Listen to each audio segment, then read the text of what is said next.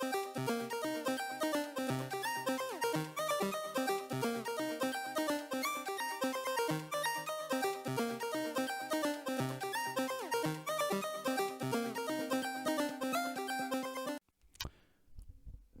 hello, hello, hello, hello.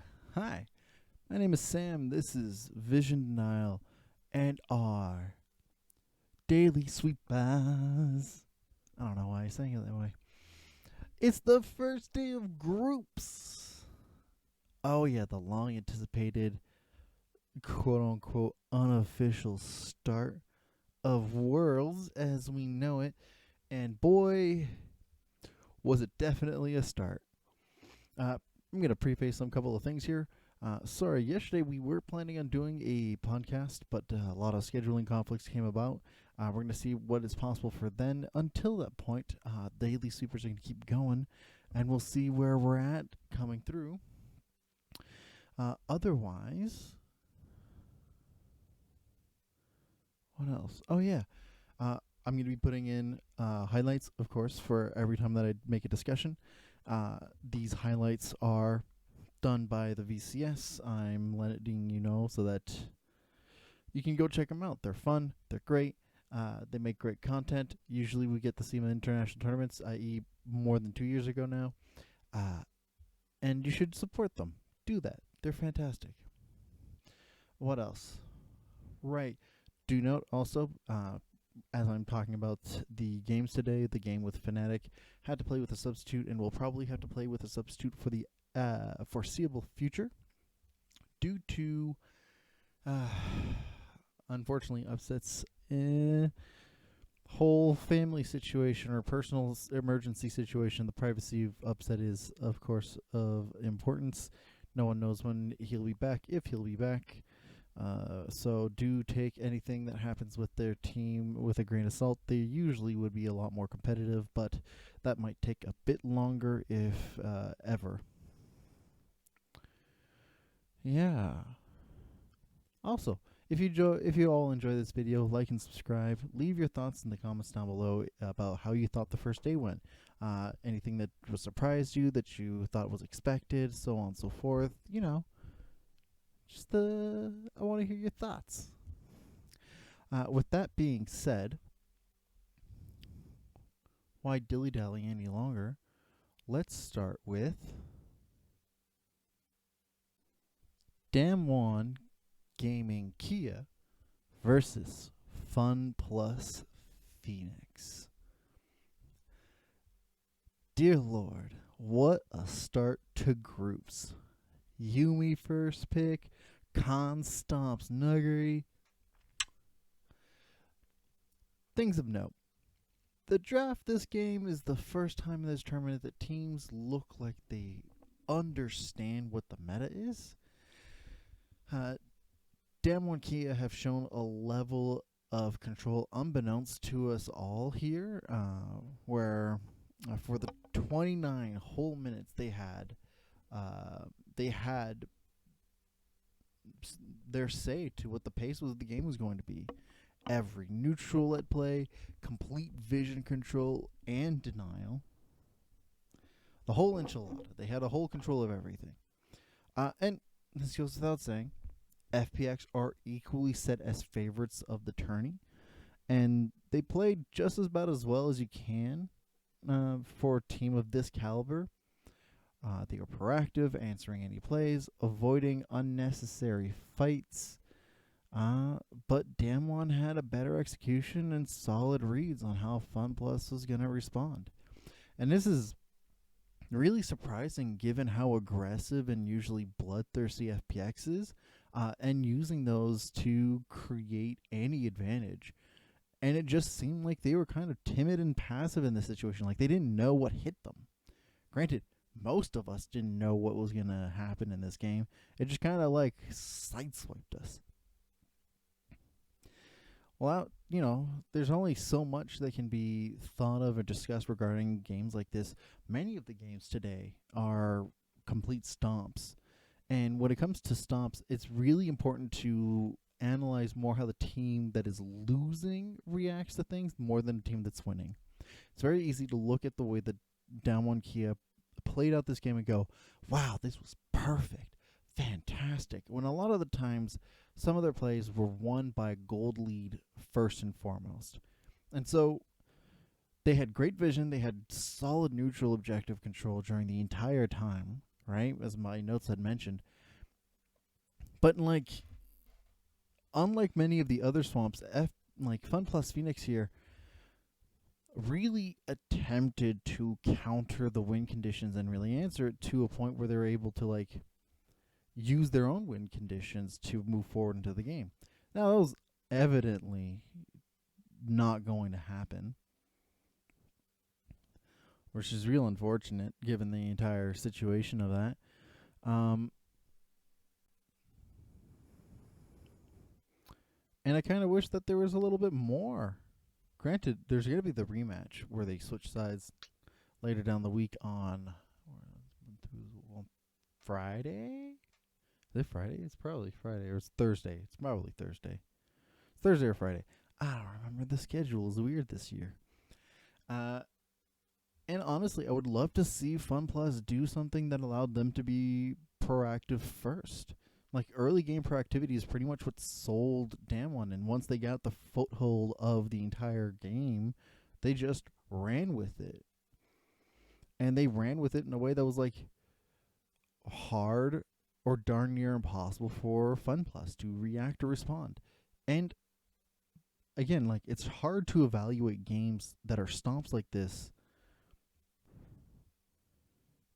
in the perspective of the winning team. In terms of Damwon's abilities to do this, it is really hard to tell how much of this was based off of the early lead exclusively or how much of it is the way that they play. And given how they're favorites to the tournament, you can lead in a little bit to this is just them playing exactly how they're supposed to given their lead. But Fun Plus's responses seem to be smidgens too late, despite the fact that they were the proper responses, especially if they were not able to respond to the early game. So hopefully on their rematch, they're able to change that up, or they're able to actually show us that they're able to do similarly well against the two lower seeds of their own group, given the quality of gameplay we get to see from them later. With that, Damwon Kia wins and are now 1-0. FPX 0-1. And with that, we'll get to Royal Never Give Up versus Paris Saint-Germain Esports Talons. Or Talons Esports. One of the other.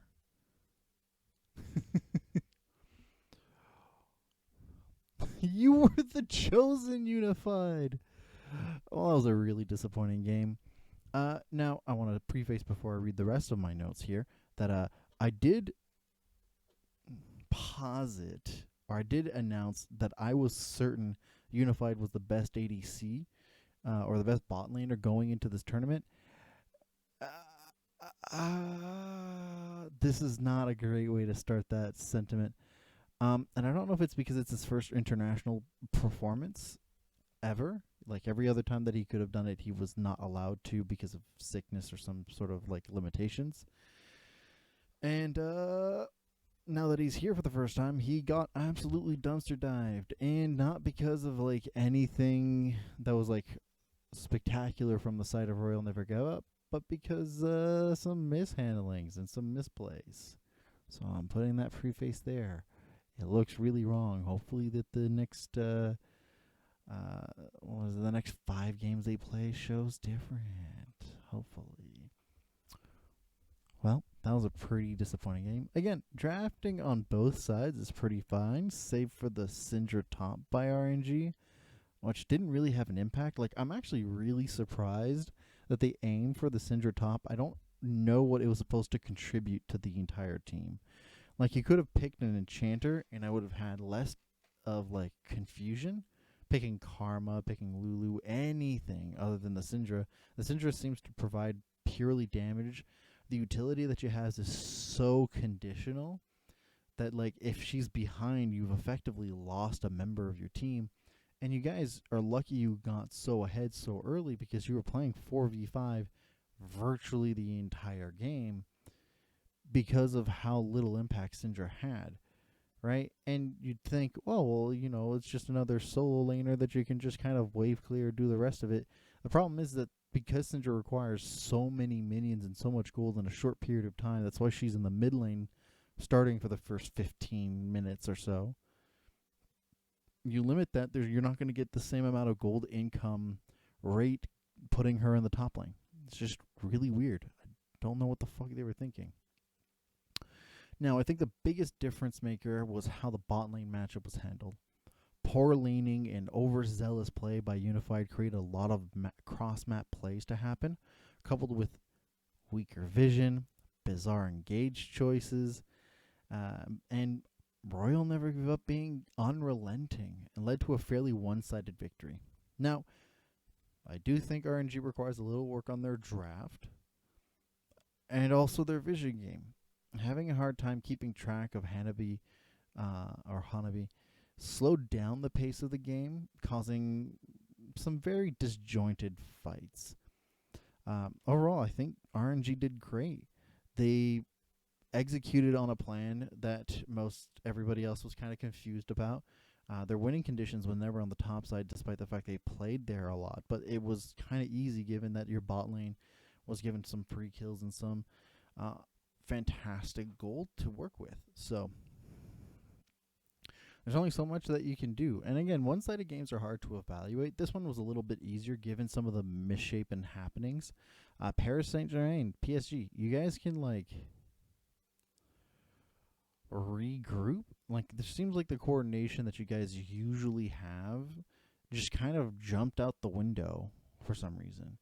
And for a team that's really good, team of your caliber that's expected to lead a top 10 result, playing against another team that you used to be fairly close and competitive with. I know that a lot of patches and a different 2-3 metas have happened since then, but your team has not changed a whole lot. You have a better bot laner. You have the opportunity. I think that you just gotta regroup and reevaluate how you approach your laning phase. And then you probably won't have the same kind of problem again. You are fortunate that you're going to be facing off against a set of much weaker teams. Life is the weaker of the 4 Korean teams, and Fnatic is not going to be as coordinated given their situation. So we'll see. Given that, RNG wins and are 1-0, and PSG are 0-1. Next up, we have Life Esports versus Fnatic. Ooh, boy, we have a lot of stomps on our hands. Honestly, this is a great start by Fnatic, specifically by Bwipo, but also incredibly risky and could have led this game to end significantly sooner. Now, Fnatic have a harder time upkeeping vision and clearing it, usually relying on map movement and bizarre skirmishes to gain leads. It doesn't help that Life looked the most competitive all tournament long. This is the most coordinated we've seen them the entire time. They have better vision, solid neutral objectives and setups, and this allowed leads to be accrued, especially after their large deficit pre-8 minutes. I can't stress how much the plays from Bwipo contributed to a lot of the abilities for Fnatic to set up things that kept them competitive for a long while. And despite the fact that this is a first for this specific lineup to play at any stage, let alone an international stage, it is pretty great to see that their main key player is able to make these kinds of plays going in. I do want to preface, however, it was a shitty play. Your play should not be invade raptors in red and keep pushing, flashing in between both turrets in the mid lane to to then get the kill and keep going. And like, you got the most camps. You were doubling his camps at all times for the entirety of like the first 8 minutes and even past that. But like, Willard didn't give a shit. Honestly, like, it didn't matter. The rest of your teammates weren't doing as much. They were able to coordinate ways that allowed them to still accrue leads. They weren't like clueless as to the situation. You just had an individual matchup win at that point. And that matchup win was huge because it means that a lot of your other laners had the opportunity to play more aggressive and gain more leads that usually under the same normal circumstances would not have happened. But honestly, it wasn't great. Especially since like Homolife answered all of the bizarre engages that Fnatic brought in pretty fantastically. And again, Fnatic kept making bizarre engages over and over and over again that just created easier scenarios for Homolife to come back on top of the things that they were already setting up. In the end, there were some solid team fights all around, but Homolife had better players overall and came out on top at the end of the day. It is to stress that they do technically still, even if they don't on paper, they seem like equivalent teams, or Homolife is slightly worse than Fnatic on paper. Fnatic here don't have their original lineup, and their players bar for bar or roll for roll are mostly not as good or decorated and so on and so forth compared to their opponents in Homolife. Homolife straight up outskilled them. Like, in any other way to say it would be weird. Oh well. So given that, Homolife wins and are 1-0. Fnatic are 0-1. Next up, we have Gen G versus LNG. Well, we've had many stumps in this game. Fairly slow and tedious approach to Gen G's dominance. Yeah, it's another stomp. Now, this helps when BDD is absolutely wrecking and making any other movement difficult to contest against a Zoe, of all things. This stomping really helps when your laner is just absolutely bullying Icon, who previously had just had an easy time against every other team. Or relatively easy. Playing against Chovy is not the easiest thing, but like all the other 4 other teams you played were relatively significantly weaker. But you know, Gen G kept up aggressive vision, solid wave manipulation, and near perfect neutral setups, all up until the last Drake of the game, where both teams opted into a really risky fight that Gen G won handedly. And again, this is one of those scenarios where it's really hard to evaluate to see if on paper this was a good idea or not on their end. And honestly, it was a shite idea, but Gen G had the gold difference on their side. No matter how you looked at it, that fight was going to be won by Gen G. And like, barring some weird ass engages that they went for, or they opted into a scenario that was just going to purely benefit LNG, they were going to win that fight, no matter how I would see it. Now, LNG for this game did most things correctly. Equally solid wave manipulation and objective securing, and solid vision application.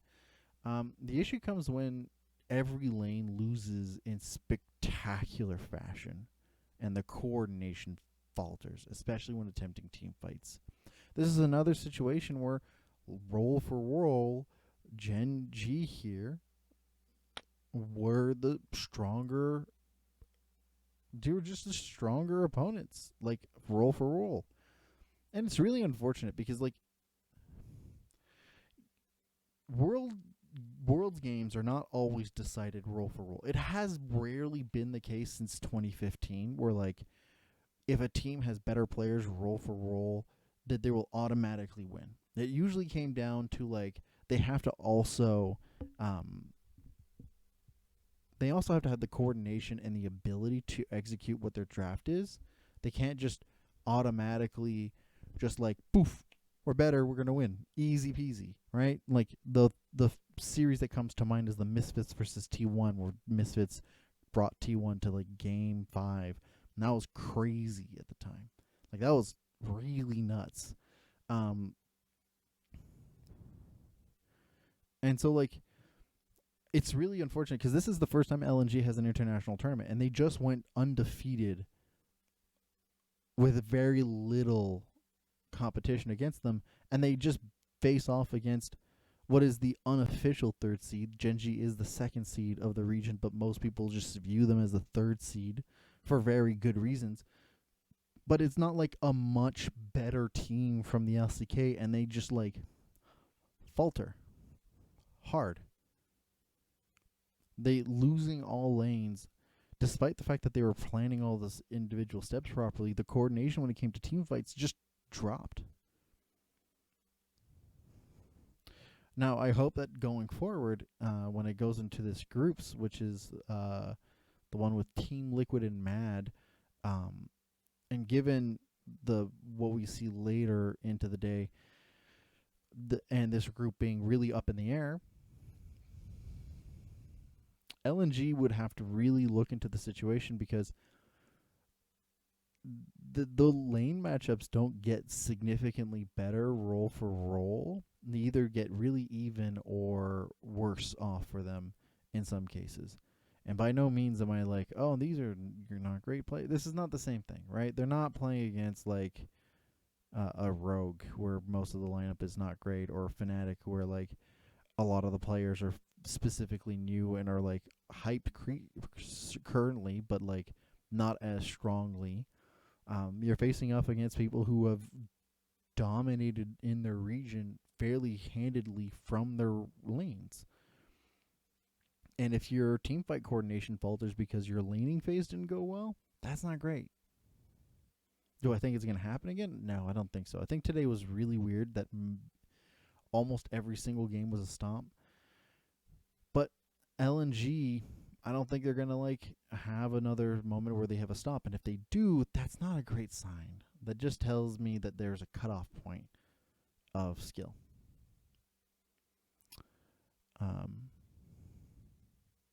Yeah. And Gen G here, they as a whole they outclassed roll for roll, like I mentioned, and that bled into all the advantages for the rest of the game. And it's hard to evaluate situations like that. With that, Gen G wins and are 1-0. LNG 0-1. Next up, we have T1 versus Detonation Focus Me. That's 4 for 4 for Demon King stomps. Yeah, that's right. Every single Korean team stomps. All their Demon King mid laners are a huge primary factor as to why they stopped.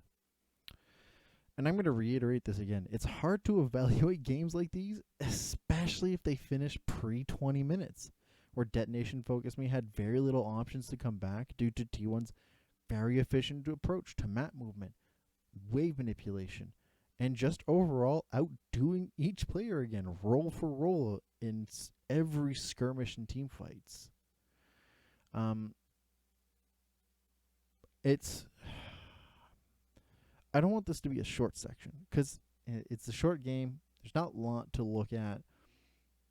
And honestly, you could skip this game completely. And it would make zero difference to the knowledge of you learn that T1 wins because you would have learned it in like maybe 10 times the amount of time that I explained it here. And so I don't want to spend more time than necessary. I do want to commend, though, because a lot of people had some doubts about the approach that T1 were going to have coming into They are a very inconsistent team with very bizarre drafting. They also have bizarre approaches to the early game and usually very much reliant on the approach to the late game.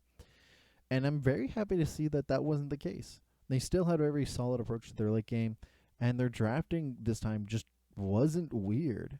I mean, I guess it's weird for a lot of people who followed the play-ins expecting it to stay the same, despite the fact that that clearly was not going to be the case. But they had a solid early game, transitioned it towards finishing it off before the mid game was fully in play. And that was great. Now, Detonation Focus Me, on the other hand, had inklings of hope. Inklings. And not enough for me to be like, oh, they can totally do it. They can totally do it. And I want to like reel back some expectations a little bit.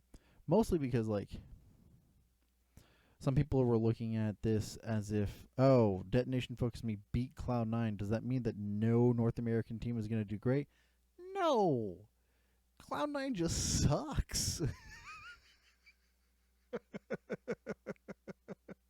Let's curb back some expectations.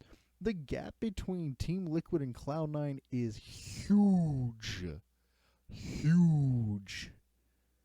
Right? And Cloud9 is great at like learning, adapting as historically as an organization, but they don't tend to stick to their like the team that they have frequently. And this year, the team that they have is so uncoordinated that like compared to all of the other North American teams, they look terrible. And that's saying something, because none of the North American teams should have like solid grasp of what's about to happen, let alone Cloud9. So, with that in mind, DFM is expected to lose many of their games. Many of them, including against 100 Thieves. Now, do I think it's going to be closer against 100 Thieves? Yes. Should we expect them to win? No. If they do win, that's great. Fantastic. They're playing above expectations. They were already playing above expectations for many people.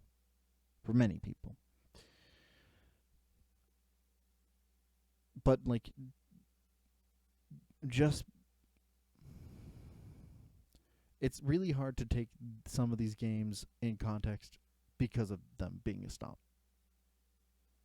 And so it's really good to just keep that in mind, that, like, regions aren't relative to each other. Teams are relative to each other. And sometimes it's helpful to see that the best team from a region that's historically had more good teams is likely to be better than other teams' top players. But that's where the comparison ends, because after that, it gets very muddled very quickly. So I wouldn't expect this to be like, oh, Detonation Focus Me beat a North American team, and thus no North American team can beat any of the other Korean or Chinese team. Let's not do that. Nor do I think that that means that Detonation Focus Me can't absolutely like mess up and lose for the rest of these. Nor do I expect them to. I'm pretty sure they'll probably get a win. It's kind of rare to go 0-6. All right. With that, T1 wins and are 1-0. Detonation Focus Me 0-1. Next up, we have Edward Gaming versus 100 Thieves. Hard to really say that this was super one-sided, but it sure was not very good from 100 Thieves. There's some serious issues regarding what they drafted, as well as issues regarding their approach to their win condition.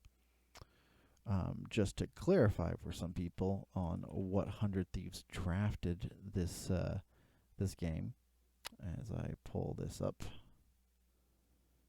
here.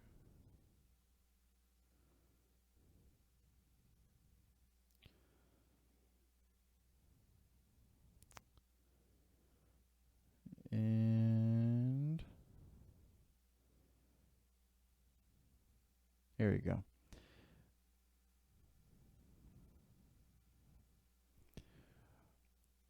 From here, they picked Aatrox, Jarvan, Zoe, Misfortune, and Yumi. Now, to the surface, given the rest of the day that happened, that seems like that would be fine. Given what the EDG were playing, Graves, Lee Sin, LeBlanc, Kai'Sa, and Nautilus, it then becomes a little bit more obvious that there's a serious lack of proper engage and ability to move around with it. And usually I would go, that's fine. Just start doing some small skirmishes, move around the map, do wave manipulation properly, and aim for specifically sieging and split pushing, with only the occasional re-engage if necessary, or like shutdowns. Except they didn't do that. It's now, 100 Thieves were refusing to allocate time bot side when that's where their strength lies, and doing nothing to avoid the top side from collapsing, or dropping something that would win in the top side or go even. Now, draft is not the end all for this game. In fact, 100 Thieves had many avenues to take to keep up or be ahead with the pace. But given that EDG were stronger in their map movement, wave manipulation, and general vision play, they could ignore pretty much every neutral objective and play out and just skirmish 100 Thieves for any leads. Now, I don't like that this is how EDG won. It wasn't as dominant of a look as any of the other 5 winners of the day, who have played a strong, dominant game, but they played something that demonstrates some of 100 Thieves' weaker qualities. I do want to reiterate and reinforce, I do not like the way that EDG won. They won, that's fine. Some people would say, well, won, who cares? Just because it works out does not mean that it was good.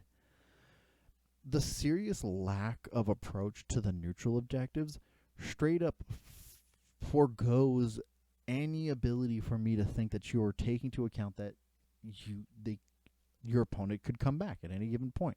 It's a serious lack of respect or lack of awareness. Either or. It's not a good sign for that to happen. Especially if EDG are in the same group as T1. Right?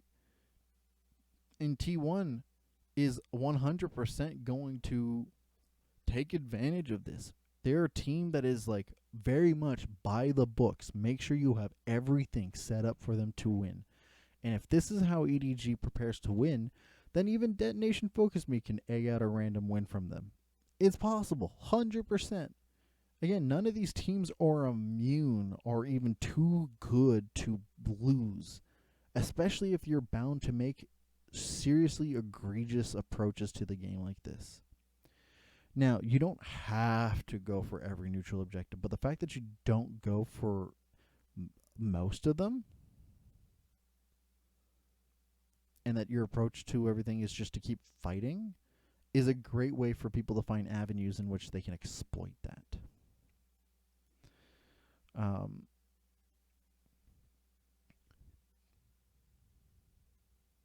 Yeah, pretty much. With that, EDG wins and are 1-0. 100 Thieves 0-1. Next up, we have Team Liquid versus Mad Lions. So what you're saying is there's a chance. By far the closest game of the day. And it's fitting that it's EU versus NA. Both teams drafted compositions that are that have very different ideas on how to approach the game, and both leaned into them pretty well.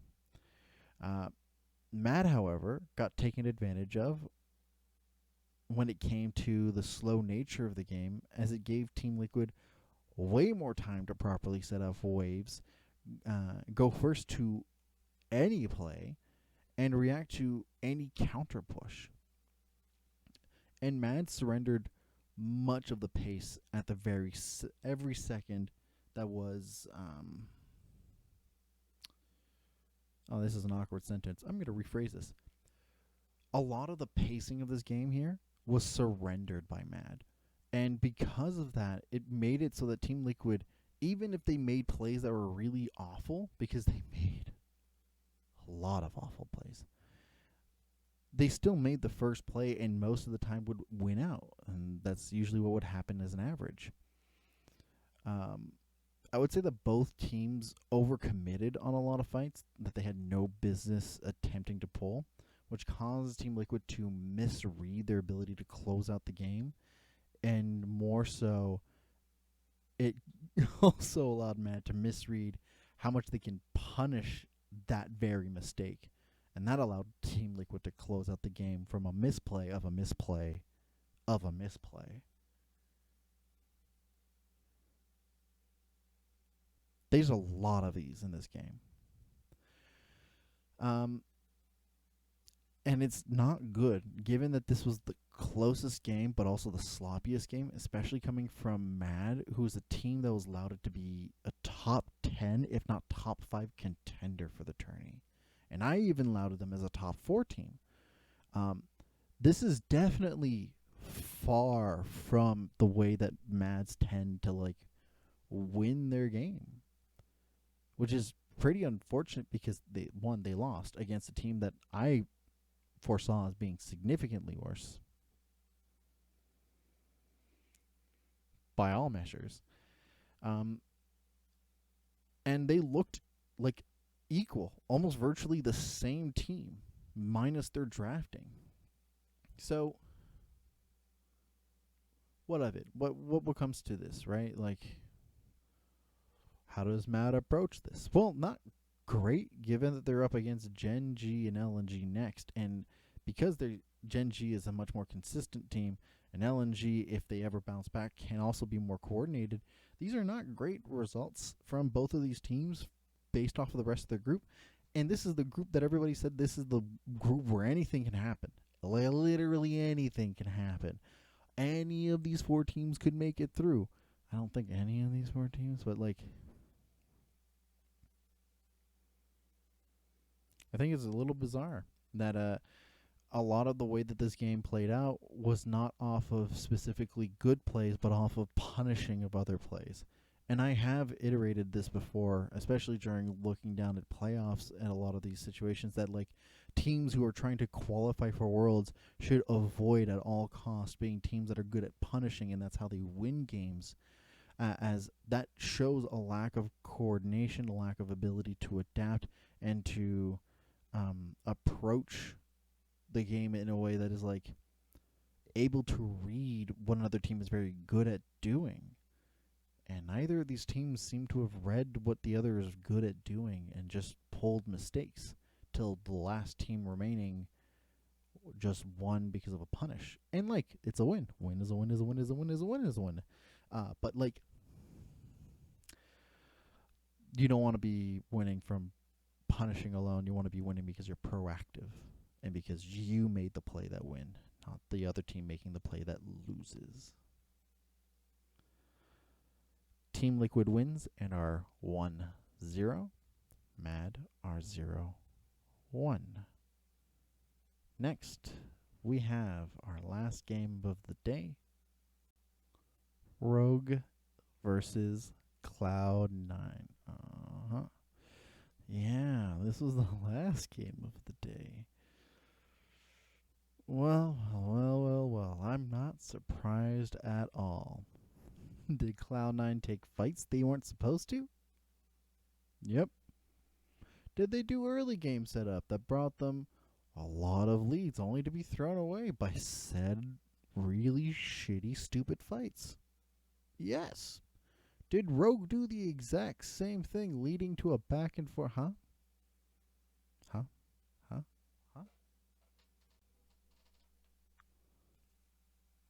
Yeah. Yeah, that is what happened. Rogue actually take victories and use them to build another areas instead of resetting? Yes. Oh, that's the difference. Yes. A team that can be really bad on a surface level can make the biggest difference if they're using any leads they accrue to build other leads instead of just resetting automatically. Whoo! Wow, what a concept. overall, what I'm saying is that despite this being the two worst teams of the top 16, Rogue still plays with the goal to gain something extra that can be worked with and snowballed, while C9 does a lot of stuff. They do a lot of stuff. They don't just. They do a lot of coin flippy things, and they take fights that they don't need.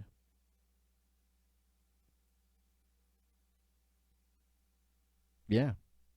This is a pretty bad game from the side of Cloud9.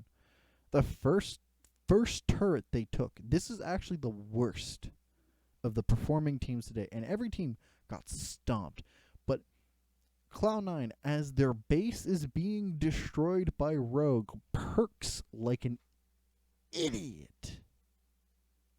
Is in the top lane as their bot side is being pushed in and destroyed, and they're 4v5 at 31 minutes and 50 seconds.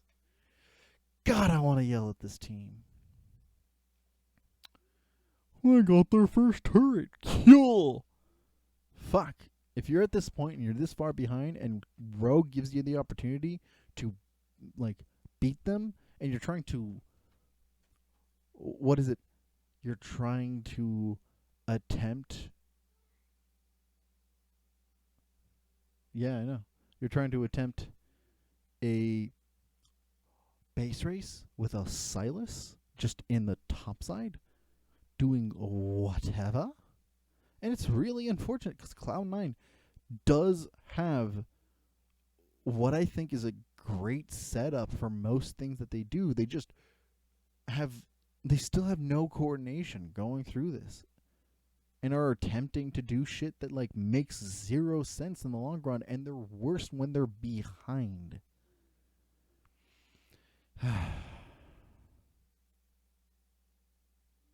Now, Rogue is not any saint in this game either. Rogue is still a very disjointed team and a very predictable team at the same time.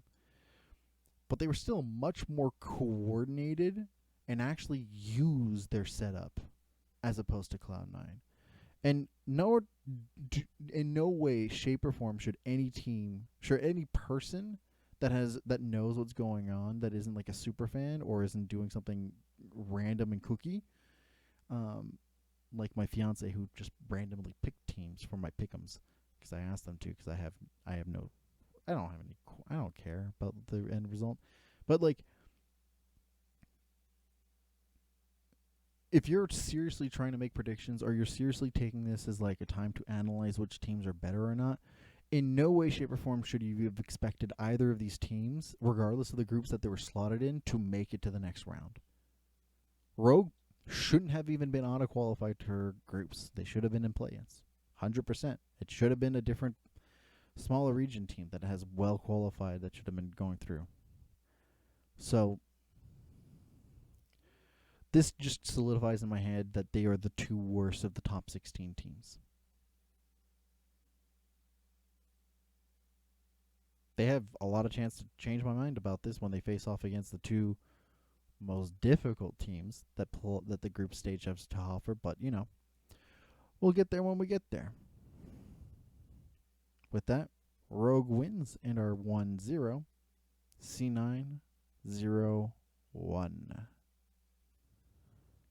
Now, for my final thoughts. Man, this was not a great set of games. They were surely fun in some aspects, and I'm really happy to see that there's a much more solidified consensus of what the meta is going to be. That people are more aware that enchanters do have a role and a place in a way that is beneficial to overall compositions, without having to go overboard and not be realistic about the fact that some compositions heavily require engage from their support. Now, do I think that the events that are going to happen today are going to bleed in? Yes. Do I think they're going to last more than a couple of days? Maybe. It really all depends on the nuance that people take into their approach. Some teams are still picking compositions that match the meta during the playoffs in some way, shape, or form, just with like newer power picks. But I do appreciate that there is change in variety. Top lane Graves is a welcome surprise. Um, I do think it has its notable weaknesses, but it has done well to stop bruisers from doing things. And so I expect things like possibly some enchanters going topside is more likely given that situation. Um, there are a lot of cool stuff happening with draft that, you know what, I will 100% be down for what is happening regarding all of this. So like solid. I do think it's weird though that a lot of these games were stops. I was not expecting that, especially since some of these matchups were much closer. Like I did expect the Genji versus LNG matchup to be significantly closer. I also expected the Damwon Kia versus FPX game to be significantly closer. But you know, there's only so many ways that these games can go, right? And it's good to just temper like any thoughts about how we expect the remaining days to go, because it is still day one, and day one being a lot of stomps can be a very sour mood and a sour tone to go off through the rest of groups. But I think it's a lot better than how we went into play-ins, which included a lot of confusion of who or what to expect going into groups. And when we come into groups here, we can very much expect that the LCK and the LPL are not messing around. They both have 4 teams that they can go through. Literally, all of them could have a situation where they like send all 8 teams are just LPL and LCK teams. 100% the possibility. In fact, it's very likely to be the case given the results that we saw today, and I wouldn't be surprised. Should you expect it yet? Not quite. Not yet. The next 2 days are probably going to be huge indicators about what people should see, or should the word expect is now just sounds weird. What people should,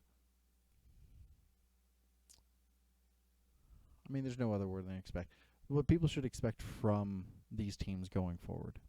So like, hold off on any like weird, like, oh no, it's totally the end of the world for Europe, or it's totally the end of the world for North America, and there's no chance that the LJL will go through, and there's no chance that PCS will go through. Let's not do that.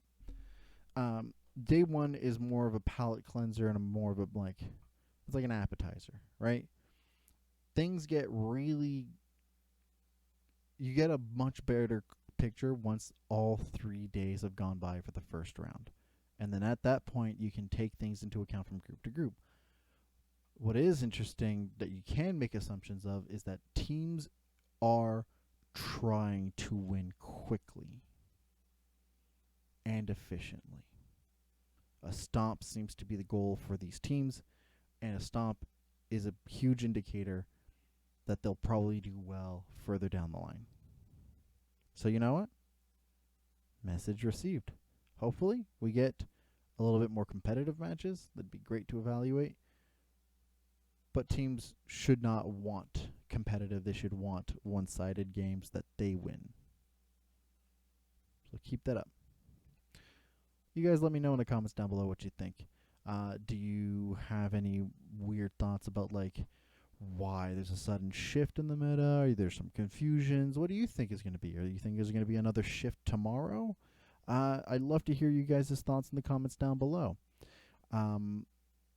Please, again, like and subscribe if you enjoyed this video. And we'll see if there's another video today. If not, I will see you all tomorrow.